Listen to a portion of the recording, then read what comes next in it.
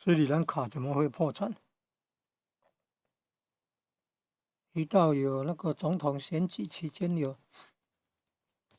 人主张那个当选以后全国人民免税哦，这个赢得民心了、真的当选了，还真的兑现了免税嘞，这样影响国库了哦，很多国库金钱啊，很多减少了，收入减少，还是这个存量先减少，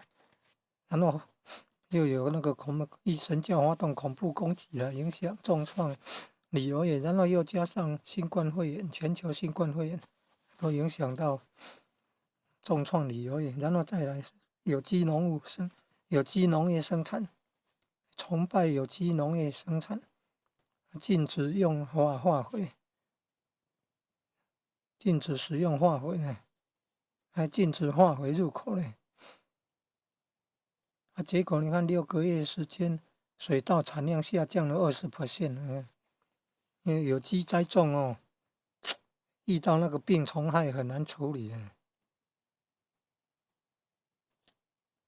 草也长得很快啊，要增加很多工作，收入要大减。